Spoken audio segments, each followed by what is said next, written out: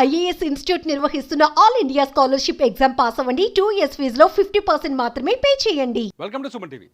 తెలంగాణలో కాంగ్రెస్ ప్రభుత్వం ఇచ్చిన 6 గ్యారంటీల ప్రభావం మహారాష్ట్ర ఎన్నికల్లో మహా వికాస్ అఘాడీ పైన పడిందా? ఇప్పుడు అతిపెద్ద చర్చ ఇదే. ఎందుకంటే ఈ ఎన్నికల్లో మహారాష్ట్రలో రిజల్ట్స్ చూస్తున్నాం. బీజేపీ కూటమి ఏదైతే మహాయతి కూటమి ఉందో, మహాయతి కూటమి భారీ ఎత్తున మెజార్టీతో కనిపిస్తుంది.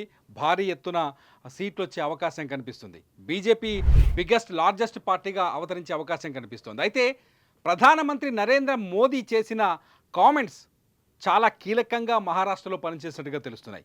మోదీ చాలా స్పష్టంగా చెప్పారు, 6 గ్యారంటీల్ని అమలు చేయడంలో తెలంగాణలో కాంగ్రెస్ ప్రభుత్వం విఫలమైంది అంటూ ఆయన మహారాష్ట్ర ఎన్నికల ప్రచారంలో పదే పదే కామెంట్ చేశారు. సో ఈసారి వికాస్ అఘాడా కూడా మహారాష్ట్రలో 5 గ్యారంటీలను తీసుకొచ్చింది. తెలంగాణలో 6 గ్యారంటీలు తీసుకొచ్చిన కాంగ్రెస్ ప్రభుత్వం ఇదే మోడల్లో 5 గ్యారంటీలు తీసుకొచ్చింది. ఈ 5 గ్యారంటీలని మహారాష్ట్ర ప్రజలు నమ్మలేదని ఇప్పుడైతే రుజువు అవుతోంది. ఎందుకు అంటే తెలంగాణలో 6 గ్యారంటీల్ని అమలు చేయడంలో రేవంత్ రెడ్డి ప్రభుత్వం విఫలమైందన్న మాటని మహారాష్ట్ర ప్రజలు నమ్మారా? కారణం ఏంటి? ఒకసారి చూద్దాం. మహారాష్ట్రలో తీసుకొచ్చిన పథకాలు ఏంటో ఒక్కసారి చూద్దాం. మహావికాస్ అఘాడా ఆ మహారాష్ట్రలో ఈ ఎలక్షన్స్లో బాగా ప్రమోట్ చేసిన పథకాల్లో మొట్టమొదటిది అండర్ ది మహాలక్ష్మి యోజన.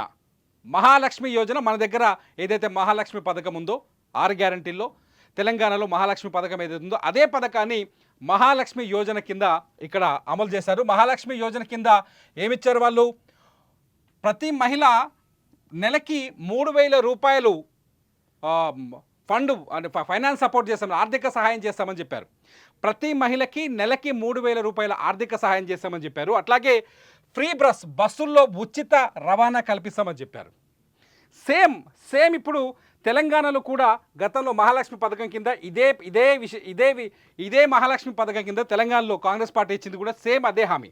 ఇక్కడ మహాలక్ష్మి పథకం కింద చూడొచ్చు, ప్రతి మహిళకు నెలకు 2,500 రూపాయల ఆర్థిక సాయం ఇస్తామన్నారు. మహాలక్ష్మి పథకమే. ఈ పథకాన్ని ఒకసారి చూడండి. అట్లాగే 500 రూపాయలకే వంట గ్యాస్ ఇస్తామని చెప్పారు. రాష్ట్రమంతా మహిళలకు ఆర్టీసీ బస్సుల్లో ఉచిత ప్రయాణ సదుపాయం కల్పిస్తామని చెప్పారు. ఈ ఉచిత సదుపాయం తెలంగాణతో పాటు కర్ణాటకలో కూడా ఉంది. సో ఈ రెండింటిని ఈసారి ఈ తెలంగాణతో పాటు కర్ణాటకలో కూడా ఉంది. సో ఇది మహారాష్ట్రలో కూడా అమలు చేస్తామని చెప్పారు. అక్కడ పథకం పేరు ఏం పెట్టారంటే మహాలక్ష్మి యోజన అని పెట్టారు. మహాలక్ష్మి యోజన కింద అక్కడ అమలు చేస్తామని చెప్పారు. అయితే తెలంగాణలో కర్ణాటకలో ఏం జరిగింది? ఉచిత బస్సు వచ్చేసరికి మహిళలు బస్సుల్లో ఎక్కడము, పోటీపడి ఎక్కడము, కొట్టుకోవడం, ఈ వీడియోలు బీభత్సంగా వైరల్ అయినాయి. ఒక దశకు వచ్చేసరికి నెగటివ్ ఇంపాక్ట్ వచ్చింది. మీరు ఒకసారి ఆలోచించండి. తెలంగాణలో కావచ్చు, కర్ణాటకలో కావచ్చు, ఒకసారి ఆలోచిస్తే ఎక్కువ మంది ప్రజలు ఉచిత బస్సు పథకాన్ని వ్యతిరేకిస్తున్నారు. మహారాష్ట్రలో కూడా దీని ప్రభావం కనిపించింది అనేది ఇక్కడ ఇప్పుడు రాజకీయంగా చర్చనీయాంశమైంది. అంతేకాదు ఏదైతే ఈ మహాలక్ష్మి యోజన కింద 3,000 రూపాయలు ఇస్తామని చెప్పారు కదా, ఇది తెలంగాణలో ఇప్పటి వరకు అమలు కాలేదు.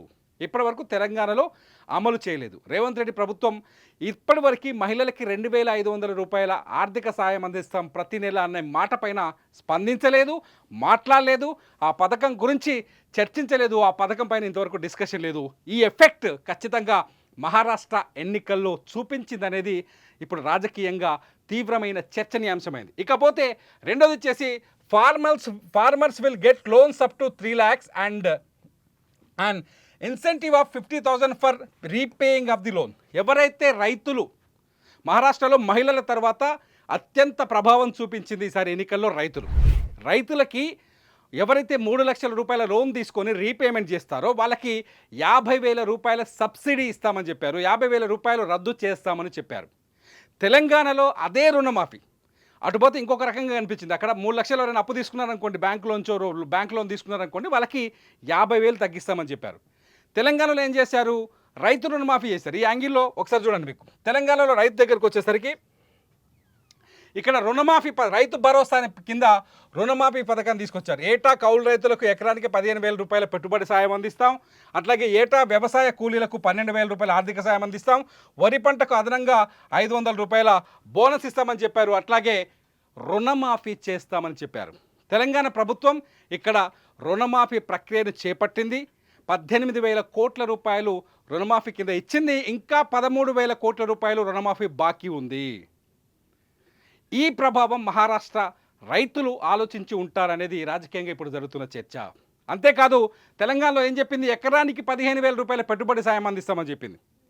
గతంలో కేసీఆర్ గవర్నమెంట్ రైతు బంధు అనే పథకాన్ని తీసుకొచ్చింది. ఎకరానికి 10,000 రూపాయలు, సంవత్సరానికి 10,000 రూపాయల ఆర్థిక సాయాన్ని అందించింది. దాన్ని 5,000 పెంచుతూ పంటకు 7,500 చొప్పున ఎకరానికి 15,000 ఇస్తామని రేవంత్ రెడ్డి గవర్నమెంట్ చెప్పింది, కాంగ్రెస్ గవర్నమెంట్. కానీ ఇంతవరకు రైతు భరోసా అమలు కాలేదు. అట్ ది సేమ్ టైం వరి పంటకు అదనంగా 500 రూపాయల బోనస్ ప్రకటిస్తామని చెప్పారు. కానీ ఈ పంటకి రేవంత్ రెడ్డి సర్కార్ సన్నాలకు మాత్రమే, సన్న వడ్లకు, సన్న బియ్యానికి మాత్రమే, సన్న బియ్యం ఇచ్చే వడ్లకు మాత్రమే 5,000 రూపాయల బోనస్ ఇచ్చారు. అందులో కొన్ని రకాలు ఉన్నాయి, కొన్ని రకాలకి లేవు. ఇదంతా పక్కన పెడితే వరి కోతలు కోసిన తర్వాత వడ్ల కొనుగోలు పైన తీవ్రమైన దుమారం ఇప్పుడు చెలరేగుతుంది. ఇది తెలంగాణలో చెలరేగిన ఈ దుమారం మహారాష్ట్రలో ఎఫెక్ట్ ఇచ్చింది అనేది ఇప్పుడు రాజకీయ విశ్లేషణ. తెలంగాణలో ఇంతవరకు రైతుల దగ్గర ఏదైతే ఎఫ్సిఐ ద్వారానో లేకపోతే వివిధ మార్గాల ద్వారా ప్రభుత్వం వడ్లు కొనుగోలు చేస్తుందో ఒక్క 45 కిలోల బస్తాకి 3 కిలోల తరుగు కొడుతున్నారు మిల్లర్లు చాలా బలవంతంగా వేధిస్తున్నారు. ఈ విషయం మహారాష్ట్రలో చర్చనీయాంశమైంది అనేది రాజకీయంగా జరుగుతున్న చర్చ, నా మాట కాదు. ఇకపోతే ఇంకో పథకం మహారాష్ట్రలో మహా వికాస్ అఖాడా తీసుకొచ్చిన ఇంకో పథకం ఏంటంటే caste based census will be conducted in which an attempt will be made to remove the 50% of reservation limit. 50% reservation అందించడం కోసం కుల గణన చేపడతాం. ఖచ్చితంగా రాహుల్ గాంధీ మాట్లాడారు, రేవంత్ రెడ్డి హైదరాబాద్ నుంచి మహారాష్ట్ర ఎన్నికలు వెళ్ళి మాట్లాడారు, కుల గణన చేపడతామని చెప్పారు. తెలంగాణలో కుల గణన ఇంకా కొనసాగుతోంది. మహారాష్ట్రలో ఆ హామీ ఇచ్చారు, దీన్ని వ్యతిరేకించింది. ఆ హామీ పెద్దగా వర్కౌట్ అయినట్టు కనిపించట్లేదు. ఇంకోటి వచ్చేసి health insurance up to 25 lakhs and free medicines. ప్రతి వ్యక్తికి 25 లక్షల రూపాయల వరకు ఆరోగ్య భద్రత కల్పిస్తామని, ఇన్సూరెన్స్ సదుపాయాన్ని కల్పిస్తామని చెప్పారు. కానీ వర్కౌట్ కానట్టుగా తెలుస్తోంది. Financial assistant up to 4,000 per month for the unemployed young people. నిరుద్యోగులకి 4,000 రూపాయల భృతి కల్పిస్తామని చెప్పారు. నిరుద్యోగ భృతి. ఈ నిరుద్యోగ భృతి అనేది పెద్ద బోగస్లకు కనబడుతుంది ఎప్పుడు చూసినా. ఎందుకు బోగస్ అంటే ఏ ప్రభుత్వం, ఆంధ్రప్రదేశ్, తెలంగాణ, మహారాష్ట్ర, కర్ణాటకను ఏదైనా తీసుకో, నిరుద్యోగ భృతి మీద అన్ని ప్రభుత్వాలు యువతని మోసం చేస్తూనే వస్తున్నాయి. ఇది కాదని చెప్పడానికి లేనేలేదు. తెలంగాణలో కాంగ్రెస్ ప్రభుత్వం నిరుద్యోగ భృతి పైన ఎటువంటి స్పష్టత ఇవ్వలేదు, దాన్ని పెద్దగా ప్రచారం చేయలేదు. కాకపోతే యువ వికాసం అని ఒక పథకాన్ని తీసుకొచ్చింది. ఈ పాయింట్ని మళ్ళీ అక్కడ చెప్పారు. యువ వికాసం కింద విద్యా భరోసా కార్డు కింద విద్యార్థులకు 5 లక్షల పరిమితితో వడ్డీ రహిత ఆర్థిక సహాయం అందజేసి కాలేజ్ ఫీజులు, కోచింగ్ ఫీజులు, విదేశీ చదువుల ఫీజులు, విదేశీ ప్రయాణ ఖర్చులు, ట్యూషన్ ఫీజులు, పుస్తకాలు, స్టడీ మెటీరియల్స్ కొనుగోలు చేసి హాస్టల్ ఫీజులు, ల్యాప్టాప్లు, పరీక్ష ఫీజులు, పరిశోధన పరికరాలు, స్కిల్ డెవలప్మెంట్ కోర్సులు, ఇతర విద్యా సంబంధిత చెల్లింపులు చేసుకునేందుకు అప్పిస్తామని చెప్పారు, 5 లక్షలు వడ్డీ లేకుండా. ఇకపోతే ప్రతి మండలంలో తెలంగాణ ఇంటర్నేషనల్ స్కూళ్ళను ఏర్పాటు చేస్తామని చెప్పారు. ఇంతవరకు ప్రభుత్వం ఆ ఇంటర్నేషనల్ స్కూళ్ళ ముచ్చట కానీ దీని ముచ్చట కానీ పెద్దగా ప్రకటించలేదు, నిర్ణయం తీసుకోలేదు. అందుకనే ఏదైతే మహారాష్ట్రలో జరిగిన ఎన్నికలపైన తెలంగాణ 6 గ్యారంటీల ప్రభావం ఉందా అంటే ఉందనే చర్చ ఇప్పుడు రాజకీయంగా హాట్ టాపిక్గా మారింది. తెలంగాణలో రేవంత్ రెడ్డి ప్రభుత్వం కావచ్చు, రేవంత్ రెడ్డి ప్రభుత్వం కాదు, ఇది కాంగ్రెస్ ప్రభుత్వం. ఇంకా చెప్పాలి అంటే ఇండియా కూటమి ప్రభుత్వం ఇది తెలంగాణలో ఉంది.